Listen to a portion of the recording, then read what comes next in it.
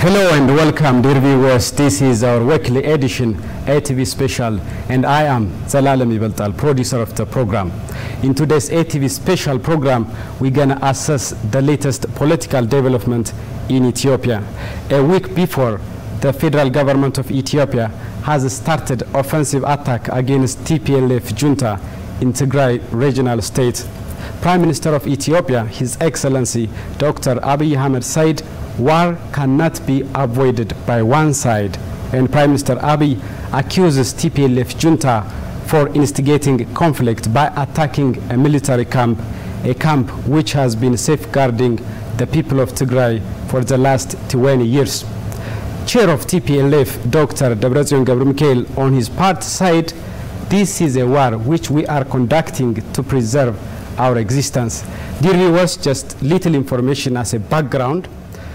TPLF was the most influential party in the last 3 decades. In fact, TPLF was the dominant party in the coalition of EPRDF, a coalition which has ruled Ethiopia for the last 27 years or so. However, due to a serious crackdown on human democratic rights, corruption, economic injustice, marginalization, and other problems, the people of Ethiopia opposed strongly and consistently opposed EPRDF, and finally forced the party to reform itself. Therefore, the current Prime Minister, the ongoing Prime Minister, the Nobel Peace Prize winner, the most closely watched leader in Africa, Dr. Abiy Ahmed, has come to power following this reform. Prime Minister Abiy Ahmed has made series of political and economic reforms since he came to power in April 2018. However, his reform has faced some serious challenge, and many see TPLF, Tigray People Liberation Front, as one of his strongest challenge. Dear viewers, today's ATV Special will circumnavigate around this issue. Please do stay with us. So, joining me is Mr. Antene Tesfaun, who is lecturer of political science and international relations in the University of Bahar Dar. Mr. Antene, big welcome. Thank you. Thank you for having me. Let's start the talk by looking at the basic difference between TPLF, Tigray People Liberation Front, and the federal government of Ethiopia, because I think this is a very critical issue that may pave the way for our forthcoming discussion. What is the basic dispute between TPLF and the federal government of Ethiopia? Okay. Well, thank you for having me to discuss such an important issue that is having serious repercussions, that will be having a serious repercussion to our country and to the region. Well, before delving into discussing the disputes between the two, I think it's important to try to see the differences between these two groups. Exactly. The two groups, or the actors in this ongoing military engagement or conflict, are the federal government on the one hand, and the TPLF as a group on the other. And so it is better to start by looking at how these two groups,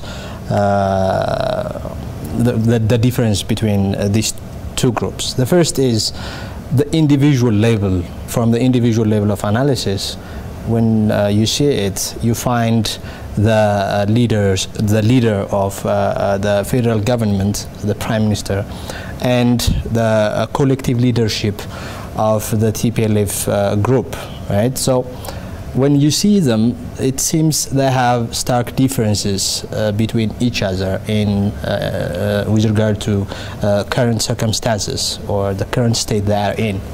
The Prime Minister, or the leader of the federal government, is the result. He came into power, as you have mentioned in your opening. He is the result of the massive,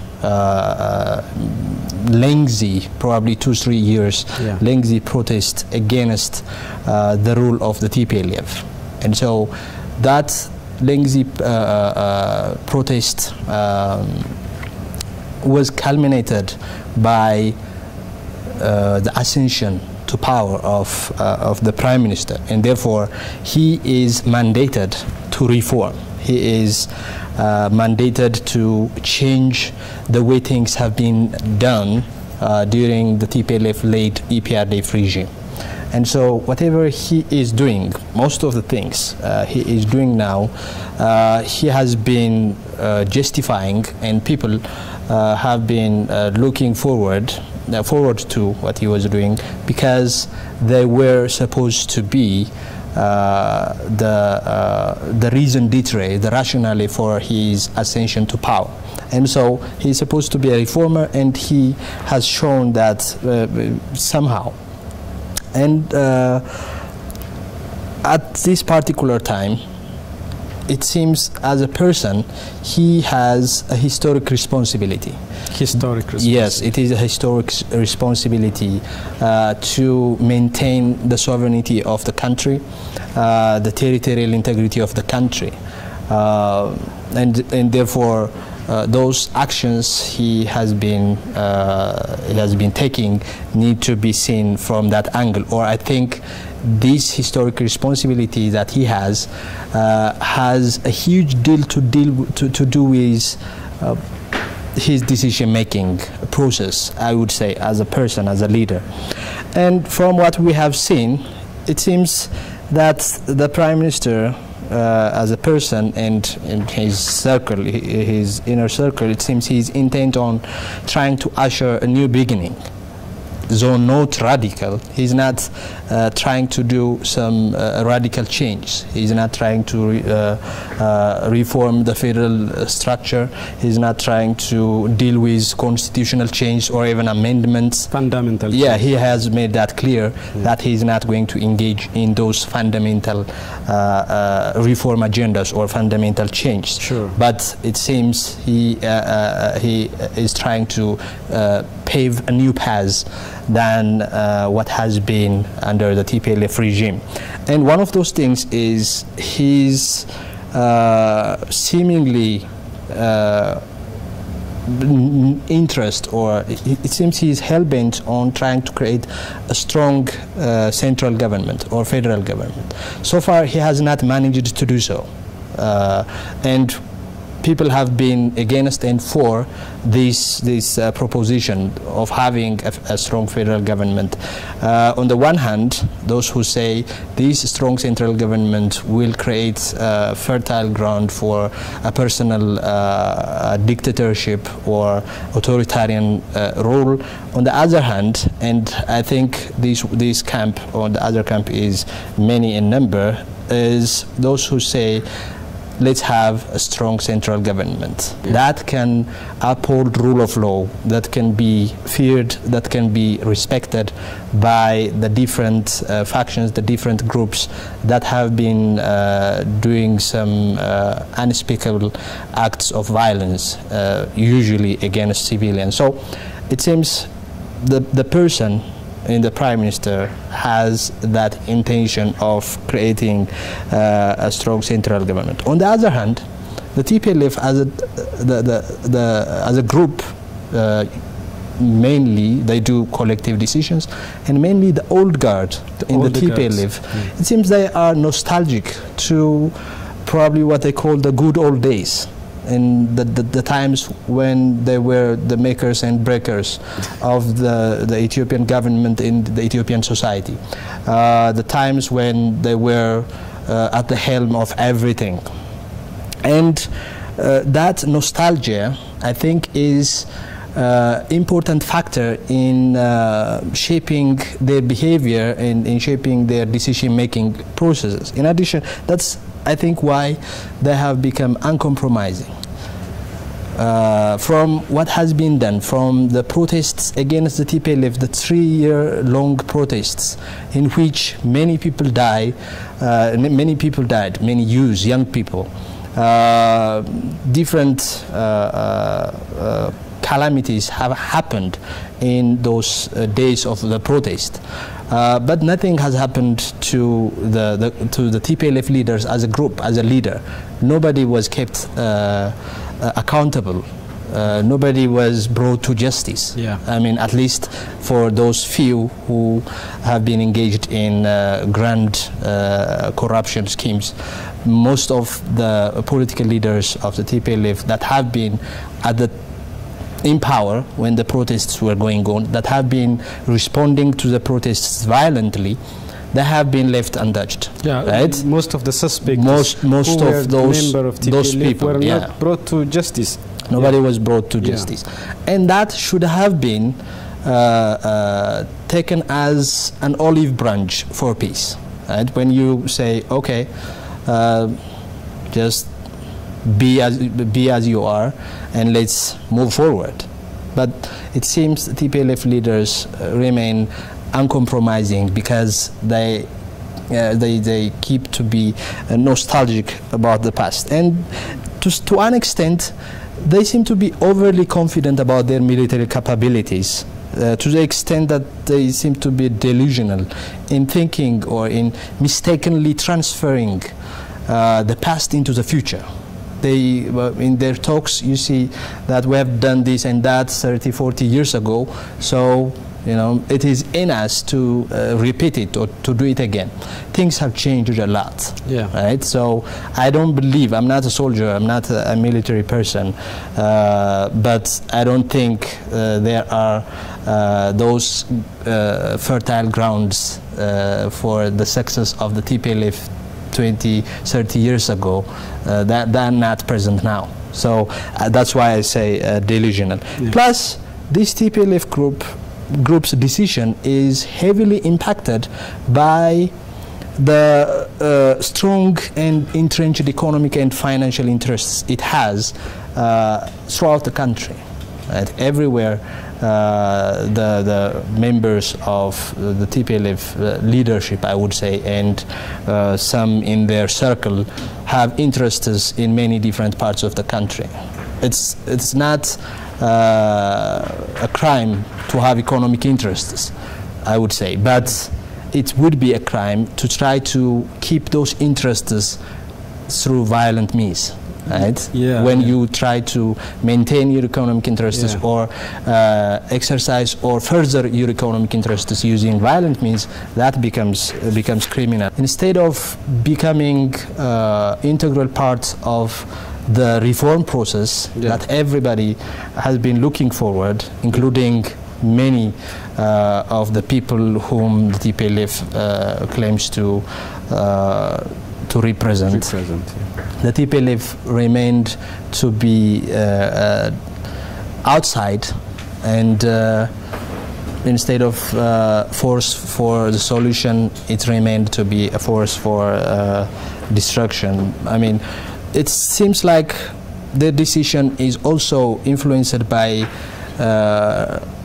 the need to prove the point that they have been making for a long time, saying if we are not there, the Ethiopian state is in a deep crisis. That is a self-fulfilling cause, right?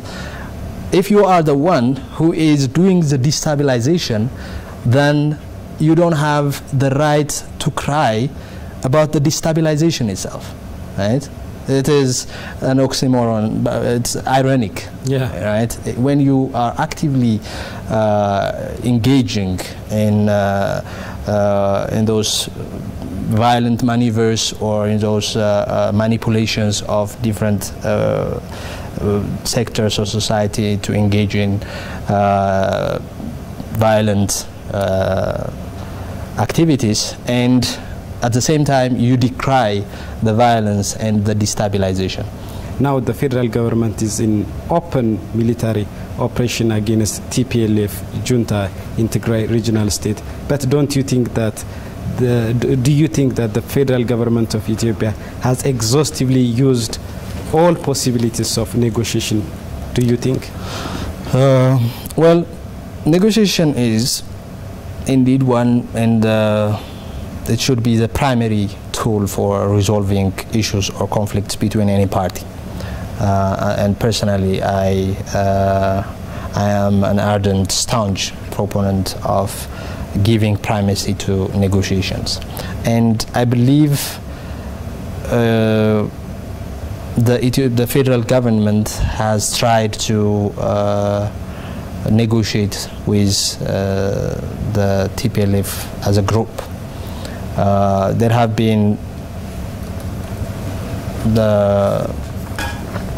been moves towards sending people to start the negotiation process. For instance, last time we have seen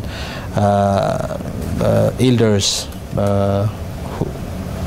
who tried to start the talk between the two, but they were not successful because the TPLF did not engage them as they wanted to.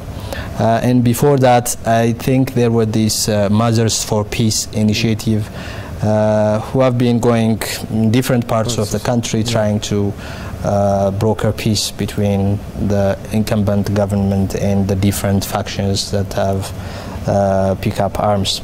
And they also went to the TPLF. I don't think they were given a receiving hand from the TPLF. And so to negotiate, you need to clearly set your interests, right? What are the interests, what are the issues that you are going to negotiate on? On the one hand, the TPLF is ousted from power by the protests from all over Ethiopia, right? People in Ethiopia from all over, from the four corners, they protested against the TPLF-led regime, and that's how it was ousted from power. And in the process, the TPLF did some serious violations of human rights, some serious civil rights violations. But nobody was, like I said, nobody was brought to justice. And that was supposed to be part of the negotiating issue. It was a bargaining chip. However, in that case, the Ethiopian people or the federal government has lost that bargaining chip because it was no more in control or of this group. And so now they are in their own. And so now they have come up with their own demands beyond the question of the Ethiopian people. In addition to not being accountable for what you have done, now you are asking for more and more and more. That keeps going up and up. And then finally, I think what broke the camel's back is the declaration of the federal government as illegal, given because they conducted an election in which they won 100% once again for the 6th time in their existence. They declared the federal government illegal, and they declared there is no federal government. I don't think there would be negotiation when you disrecognize or when you refuse to recognize the other party. Right? The federal government at first said, well, as long as the other party won this sham election, we're fine. They need to do it again next year when the national elections are going to be conducted, but other than that, it's fine. That's what I heard about the federal government's response to the election. But then, as soon as they conduct the election, they started saying there is no federal government now. That means they refused to recognize the federal government. The very existence of the government. Yeah, recognition of the other party is the first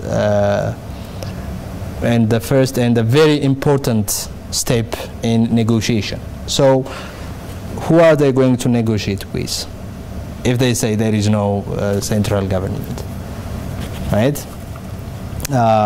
So that is how it is now. However, there is one very important point I need to make. In terms of the federal government's view, I see a caveat in its understanding or in how the federal government has framed the issue. The federal government, I think it's the Prime Minister in his speech, in his statement, he said the conflict is between the federal government and factions in the TPLF. He did not. What he said with TPLF junta. That means a few people within criminal elements within the TPLF. That means he did not antagonize or target the TPLF wholesale. There are a few people that are targeted. And the way he framed it is not a conflict per se, it is the federal government's effort to uphold rule of law. Right? Because it has been a long time since those criminal activities have been committed, although they have been, they kept committing similar acts.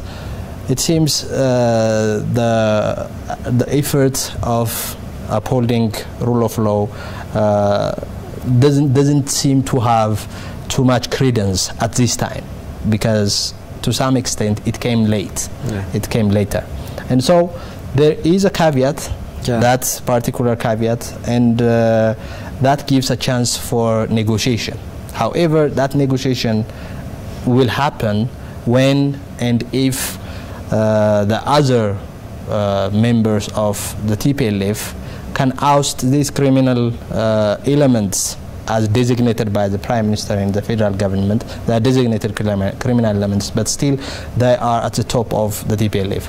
If the TPLF manage to put these designated criminal elements or alleged criminal elements away from the party, then I think there would be a room for negotiation. But if negotiation is ever going to happen, there is another very important actor that needs to be part of it. That is the Amhara regional government, and the people, the representatives or the governing body of the Amhara regional government needs to engage in that, needs to be seated at that negotiating table, because it has been victimized by the provocation of the TPLF. It has been, it is a neighbor, and so whatever conflict is happening, it is going to be affected, and therefore, in addition to the historic quest for getting back the annexed territories of Wolqayt and Raya, the Amhara regional government is an important actor that needs to be present at the negotiating table if there is going to be a negotiation ever. Therefore, you are saying that there might be slight room for negotiation. Yes, I think it's not 100% closed. It's not 100%. But it's up to the TPLF. Yeah. And openly, Prime Minister of Ethiopia, Dr. Abiy Ahmed, said to demand negotiation in the course of the war is a kind of military tactic, he said. Anyway, what will be next, we will see in the future. Let me rush to my next question. I think we need to raise some important point here.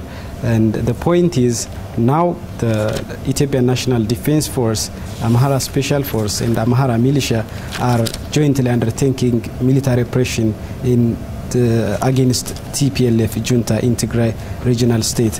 So the point is, my question is, do you think that the participation of Amhara Special Force and Amhara Militia is fair? Well, before that, before going into the participation of other actors, let's underscore the parties to the conflict, the major parties to the conflict.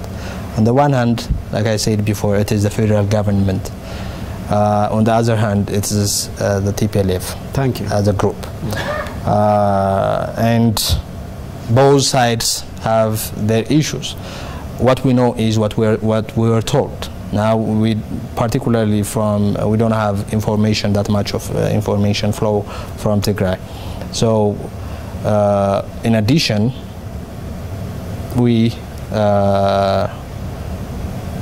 if we have to listen to anybody, we probably better listen to the government, our government.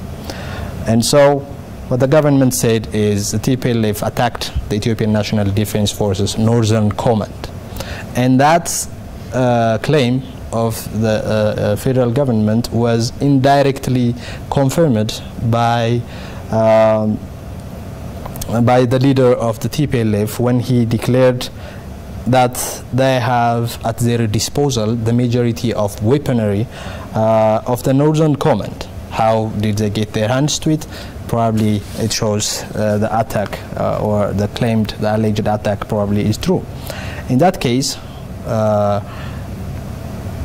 we are having two separate entities, two separate centers of power in one state, in one country. And that having two separate and rival powers in one country shows the violation of sovereignty of the country, right? And therefore, I'm not a lawyer, so I don't intend to get into technical legal matters, but from a political point of view, a government that cannot control the whole territory, that cannot rule over the whole people, that does not have jurisdiction over all people and all territory, has violated sovereignty. And as a federal government, it is, I think, necessary for the federal government to engage militarily, even though it is unfortunate and even though it is sad that nobody wants military engagements.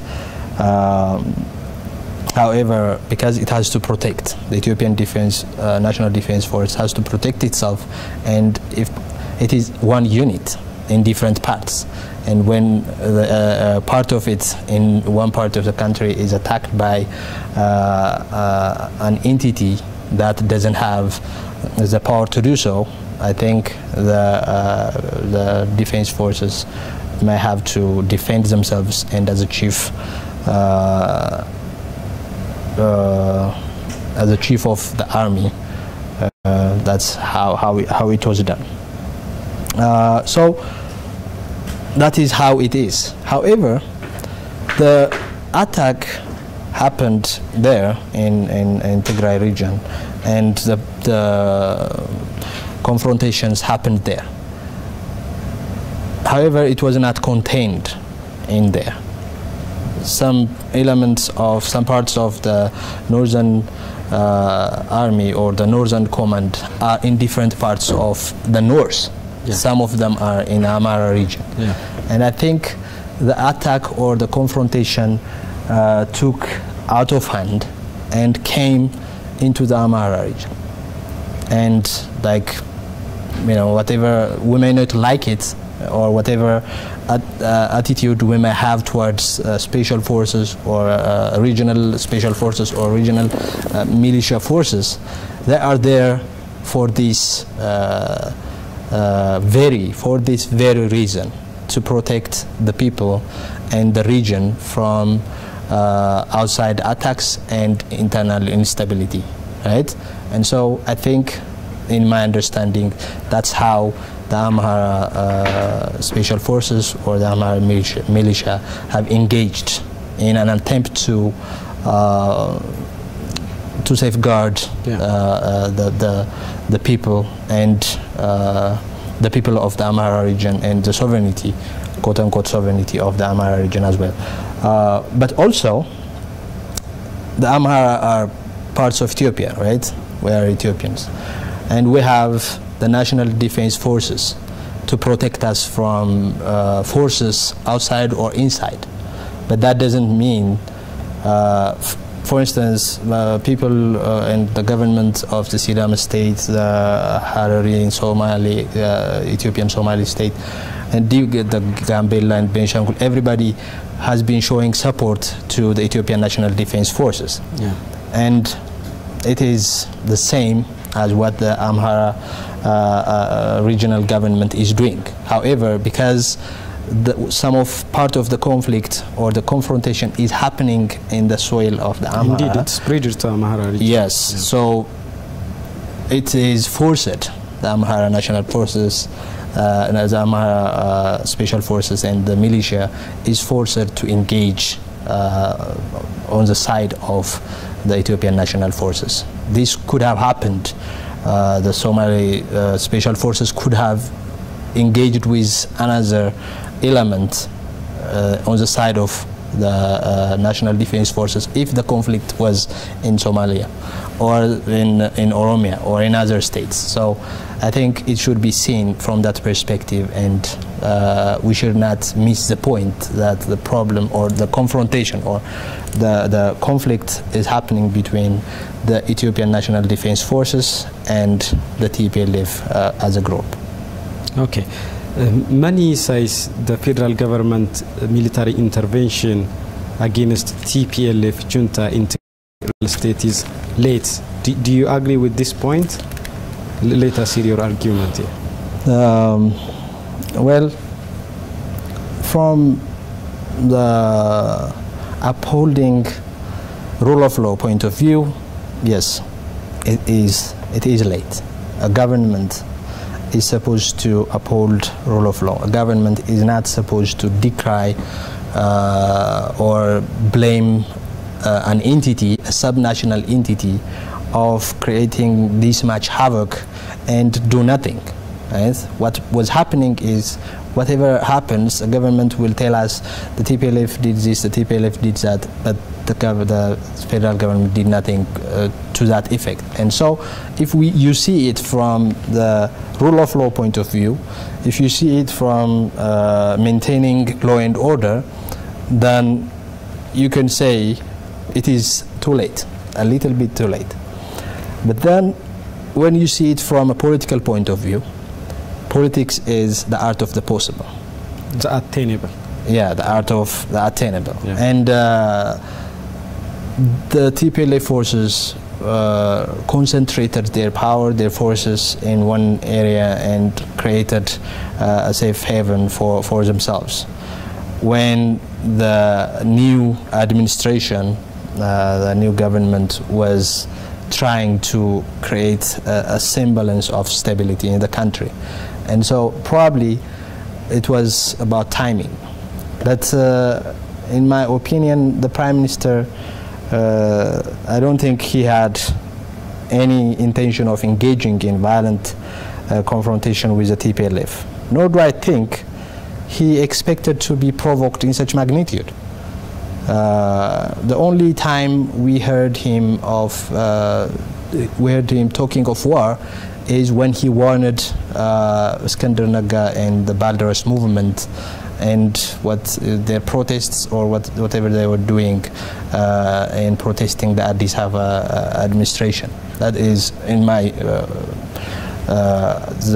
as far as I know, yeah, that is the only time I hear him talk about war or warning people that there will be war. I never heard, he even told repeatedly, saying he did not expect to go to war with the TPLF. So one, it was an issue of timing. Two, it was an issue of abilities. Three, the TPLF was the master of everything in Ethiopia, and you cannot just engage this group right out of right out of whenever you get power. I think he needed time to clean house and to get ready. And I think whatever is happening now is somehow a miscalculation on the part of the TPLF. Probably they didn't think the house was clean. So, yeah, it depends. We are being run out of time, Mr. Antony. Let me give you 2 minutes or so. What do you speculate about the future? From the political perspective, I think the way particularly the TPLF is trying to frame the issue is that the federal government is trying to subjugate the TPLF and deprive it of sovereignty over Tigray. And they try to transfer there is transference from TPLF to the people of Tigray in the minds of the TPLFites. And I think, I hope this conflict will end soon, the operation will be successful, and bring those who are guilty to, or those who are suspected to justice, and then there will be an all-encompassing dialogue between different political factions, different political parties, different political groups in Ethiopia. And the fact that the TPLF has brought this regional sovereignty and the federalist forces and the unitarist, quote unquote, which doesn't exist in my belief, bringing that to the fore would, I think, be important for the negotiations, right? And I think federalism is on the table. I don't think Prime Minister Abiy is on the side of those who try to adjust or modify this federalism. I don't think Prime Minister Abiy is on the side of those who are trying to amend the constitution. I don't think he would actively engage in those activities, but this conflict, if there is anything, conflict as a social change, it has brought these issues to the table, and whenever the dialogue starts after this confrontation ends, the dialogue would be more comprehensive, and that is my hope and my wish. Yeah, we are run out of time. We have to close our program here. Mr. Antenet Tesfaun, lecturer of political science and international relations in the University of Bahar Dar. Thank you for your critical insights. Thank you for having me. Thank you. Thank you so much. Dear viewers, today's ATV special had focused on the latest confrontation between TPLF, Tigrayan People Liberation Front junta, and the federal government of Ethiopia. And we wish all the best for Ethiopians, because Ethiopians are still hungered of peace, development, and democracy. Let the air of peace blow to Ethiopia. Let prosperity reign on the soils of Ethiopia. And let rule of law and democracy be the manifestation of this country. Many thanks for watching. And please do stay with the rest of the programs. Goodbye.